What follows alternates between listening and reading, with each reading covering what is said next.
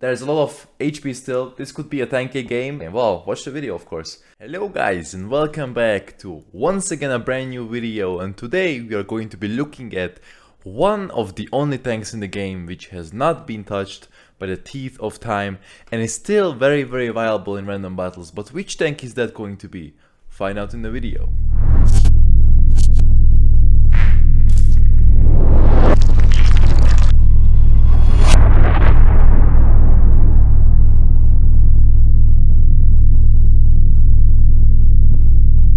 Ladies and gentlemen, as you may have guessed, today's tank is going to be the 50B. Now, this tank has pretty much stayed the same ever from the release of this tank until this point in time, and I've already went and equipped it. Now, it's an autoloader.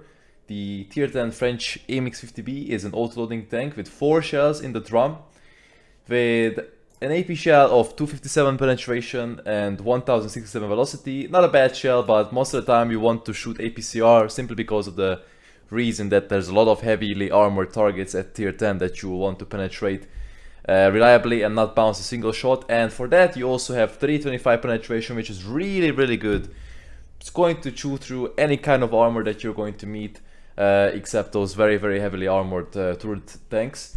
You also have really healthy velocity, 1334 meters per second. That's really easy and makes it very easy to snipe through longer distances. Now, I went ahead and equipped it already with HP, vents, and burst tabs. You can also change the vents for turbo in case you want to have a little bit more mobility.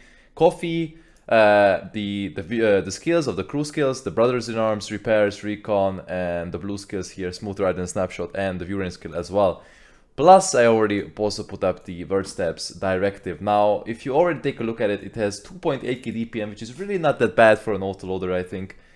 But the best thing about this tank that this clip damage is just really reliable. And by really reliable, I mean you're shooting APCR or AP at close ranges most of the time, and even at higher ranges, and you're going to be hitting most of your shots. Now, a trick that you can do with autoloading tanks is that once you're fighting at close range and the enemy shows their track field, their first rocket field, which you can shoot that, track the target, he repairs, you track it again, and then you put the 2 remaining shells into his side or into his tracks as it is possible. And that way you're going to be able to maximize his damage output, and you're just going to be annihilating your enemies. Now, aiming time 2.4, not bad because the intro clip reload is 2.5. Dispersion is 0.29, that's actually a very healthy value. The dispersion factors are really good here actually, once you have this fully equipped. It has 56 ammo capacity, which is huge. You're not going to be running out of shells very often. You can also even load a couple of HE clips, like 1 or 2, in case you need to finish a game off, finish a guerrilla or an RHM at the end of the game, and you want to have maximum damage output. Now, 65 top speed, very healthy. The tank reaches it very often. The power to weight ratio is also good, 20. The reverse speed is 20 as well, which is good when you try to disengage from fights. Terrain resistances are not bad. 10 degrees of gun depression, that's also very useful when you're trying to peek from those ridge lines into enemy tanks. Now, the armor. Let's talk about the armor a bit. This tank's armor is very simple. You have this frontal plate here, which has weak spots, of course, all around, but this weak spot right here, which many other tanks have, is not really a weak spot on this. As you can see, even with APCR, I'm going to be struggling to go through that. At some places it's only 50% and 25% and even lower, so avoid shooting this when you are playing against the 50B, but you can actually use this to your advantage. So when there's a target and he's behind the corner, you can make him shoot and you can make him bait his shot and shoot you in the lower plate. And if he doesn't hit here, then he is going to bounce, and because he shoots, he's gonna be on reload. You just peek and you do 4 on him, right? Another thing is the tank is very paper. The sides can get overmatched, anything above 90mm gun if they're shooting AP. Even HE damage is going to be massive once you show your side and back towards the enemy, as the side is 30mm and so is the back, and the turret is 20mm from the back and 50 from the side.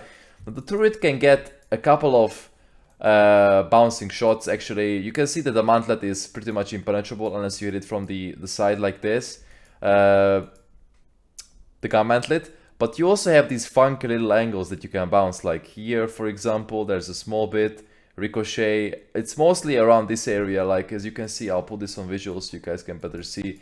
These kind of weird angles that you have on the turret can all give you a very, very unlucky ricochet. So once they hit this, they'll ricochet. Once they hit like these funky little thingies. But don't rely on this. The turret is very, very paper, and once enemies will shoot you here, they are going to be penetrating no matter what. Even tier 8s will do that, so don't rely on armor on this tank. It's not the main purpose of this vehicle, it's a support tank. Now you have 2.4k HP, which is really good for the amount of damage that you can output, and it's really good. You should use this for trading. Take one shot, for example, and you can deal 4 in return. Now, I have also went ahead and equipped the field modifications. You can see all-terrain suspension, once again, plus 7% maintaining speed when crossing all terrain types. You need that definitely on this tank because you're going to be rotating very, very often. And you're going to want to maximize your mobility. That you can also put turbo, as I have mentioned. Second one, parallax adjustment. Once again, minus 3% aiming circle size will basically result in getting 0.29 dispersion, which is very healthy, as I have said. It's a French gun, so you're going to be missed a lot, and you'll see that in the replay that I'm going to present you. Plus 3% view range, once again, that's very useful, especially on this tank when you have no scout or whatever, and the enemies are trying to shoot you from a longer distance. You have easier time spotting them. Here on the 7th field modification slot, focus on mobility or focus on firepower. This one gives you plus reverse speed, but kind of nerfs your reload time a little bit. It's not that huge nerf. You can take this in case you want to have a little bit faster reverse when you're trying to disengage from fights. I don't really take that because I don't think that's absolutely necessary. If you have turbo, then you absolutely don't need this one. Focus on firepower, however, also reduces this a little bit, and it reduces that to 17, the reverse speed. I think that's not that healthy for this tank as you want to disengage. So here the tier 8 field modification here is actually quite interesting, as it nerfs your aiming speed by 6%. As you can see, that's not a huge amount, but it also buffs your HP by extra 50, and that's pretty good, because a lot of times you're going to be stuck on HP, like low HP, instead of dying, and you can also deal out one more extra clip. So that 50 HP can be the difference of an extra clip, or maybe 2 extra clips if you can actually manage to hide.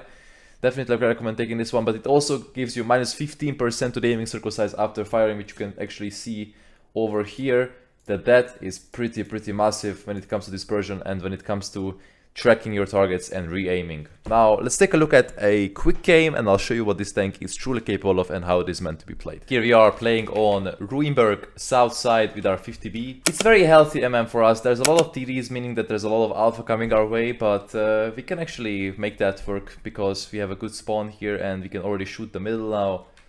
I have already loaded a clip and hit the M41 once. We have 3 more shots left, and the Leo one is just outside of our view range. This guy actually peeks, and I miss a shot on him. I should not have fired that. Actually, that was a small mistake. You guys are going to see that this tank is not really made for sniping. Even though the dispersion values are relatively good, you are going to be missing a lot of shots, and you're going to see this. It's definitely a close range tank, and let's see if you can connect this M41D. And first shot connects, 389. And we cannot get the second shot there, but the Leo one gets spotted right there. You saw the shell completely missed and hit his little viewport. Now I'm going to go into reload now. You basically, when you reload, you're a sitting duck in these autoloading tanks, especially the 50B. Doesn't really have any kind of armor that you can rely on other than those RNG bounces that I have talked to you about. So you definitely want to find safety after every single clip, either in some position where they cannot shoot you or just behind your team, basically. So now again, I'm waiting for spots from the enemy, and the M41D is there, the Centurion is there, and the Leo 1 are also there, and most of the time you're going to be hitting and penning most of these shots on these lightly armored targets. But as you can see, the gun is just not really on top of things, really, sometimes. That one hits, that's a nice shot. And we are aiming at the 90 now. We actually connect again and see once again the shell just dropped low. And I like to talk about this because the gun is very French like the French guns in this game are always very random, especially if you're an old school gamer like myself and played a shit ton of FC and 50D games back in the day. you know that the gun is very, very random and can troll you a lot of times, and the shell can just drop. Now the 75 actually boldly approached us over here, and he has fired, so I take the opportunity and unleash a complete 4-shell salvo onto the 25's lower plate, and I'm going to be penning every single shot, and the guy has literally no HP, and now is going to be finished up by the teammate of mine. Now you can see that the enemy tanks are orientating towards the E line, and I'm looking for an opportunity to still clip the middle here. We already up to 3.2k damage in 3 minutes, which is really good because there's a lot of HP left in the enemy lineup, and there's also a lot of targets in the middle to shoot. So I'm just staying killed for a bit, just trying to feel what the enemies are doing. But you can see the gun is just trolling. I mean, it's just rude at this point that we're not hitting these shots. You can see like one shot went where I aimed out of those 4, and that's very, very discouraging actually when you might see this video. But the tank is really not about the sniping. But right now there's no better option to do damage right now other than stay here, because I obviously cannot push into the E line yet because so many guys are still alive and there would be safe. Now the Centurion is making its way. Let's see if he can hit the Leo 1. And is he going to peek? Yes, he does. And that one actually missed right into the dirt. As you could see, that one also missed. And now I'm just emptying my clipping case.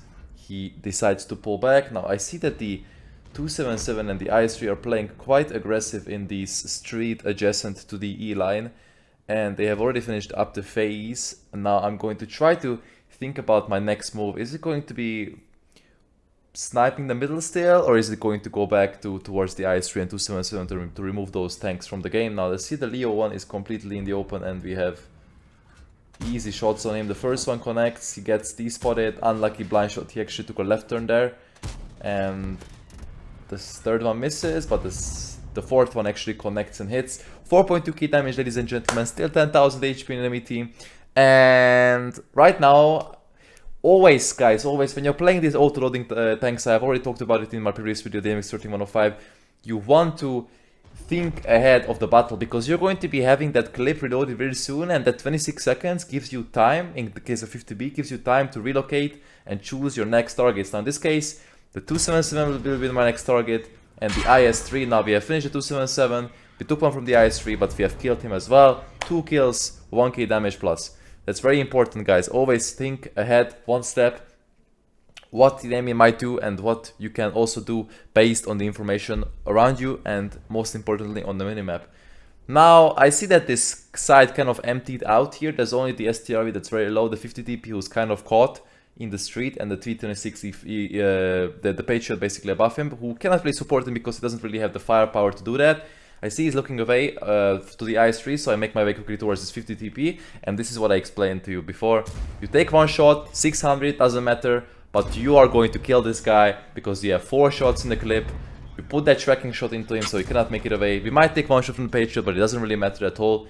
And now I'm trying to angle my turret here a bit. As you can see, when you put the oscillating turret, you point it upwards, you can get more of those funky bouncing angles work for you, and that actually prevents this Patriot from penetrating its second shot. Now I understand that I need to kill this STRV before I could make my way towards the Patriot. He actually shoots me here and I'm trying to get an angle here, but now we are going to aim at his cupola, and at close ranges the 0.29 dispersion comes into play. We finish him off, and this guy actually also doesn't really pay attention to us, so we can also put 2 into him. And a third one, 1200 HP once again, up to 8.2 thousand damage, ladies and gentlemen, under 7 minutes. That's really good and healthy. And yeah, well, there's a lot of HP still. This could be a 10k game, and is it going to be a 10k game? Well, watch the video, of course. The even 90 is spotting towards the middle, and he is probably going to die because he's soon in a crossfire, but we actually spot the GV Tiger P and we quickly put 2 into him. I'm not sure what his plan was in trying to hide in the corner, but now I see that there is an opening on the A line and my gorilla is full HP, so if the gorilla was to take the initiative and actually push in towards the enemy, he could take the shots and I could sneak past towards the A line and into a favorable position to shoot the AMX and the Leo 1. And that's exactly what I'm trying to do here. I'm going to communicate with him in a second that he needs to push, he needs to realize that. and we should be able to close this game off unless we die on the cross, because that's very much possible that the AMX is sitting in some bush in the middle and he can actually outspot us. And of course this tank has 0% camo value. You're always going to be spotted no matter what, even behind bushes, so don't rely on that as it's huge. Also, one thing that I forgot to mention, that on my account I didn't have all the field modifications research that I've showed, and that's why I might have less HP than usual. You should have extra 120 HP, which in this case would come in very handy, as I mentioned already in one of my videos, that stacking HP on these heavy tanks is very much crucial. I even do it on medium tanks like the E50M, because right now I'm sitting on 448, right? If the RHM hits me, I am dead.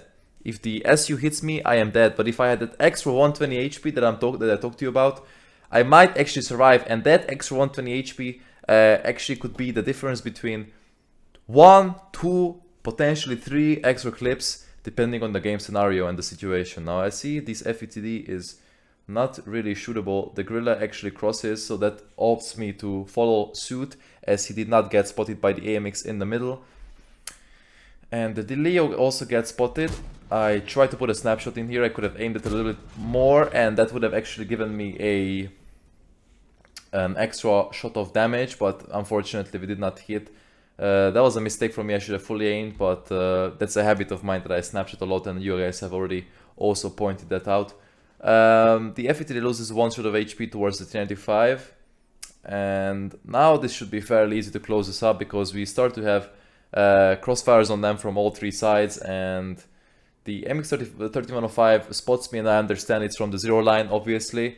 And now I just have to get despotted and wait for my teammates to actually move in, especially this gorilla, because he still has full HP, and we obviously want him to use that and to close up the game with some spotting. Now I'm just waiting here.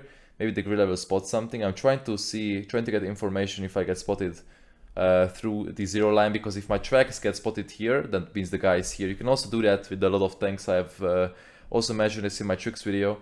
The FETD is there. We hit the first one. He actually goes down towards the gorilla. The 3105 gets spotted. The RHM is still around somewhere, and I can very much die to him, because as I have mentioned, I'm a one-shot, but he is there, and we already have 9,100 damage, boys and girls. It's really good. Lovely game, but can we pick up this last piece of the puzzle and get the 8 kills? Let's see, and find the AMX. This was a very good scenario. The 50B fares really well in all kinds of matchmaking setups. Against RT doesn't really fare well, or against high tier TDs that are camping in the back, but we actually pick up the MX. 9.3k damage, 8 kills. So once again, guys, I have explained to you, this tank is very good still. It has really been not changed ever since it's been released.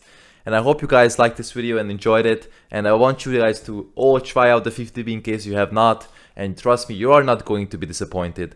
Thank you guys for watching the video. Throw me a like and write me in the comments which is the most exciting autoloading tank that you're looking for within the World of Tanks A to Z series. Thank you guys so much, and I'll see you soon.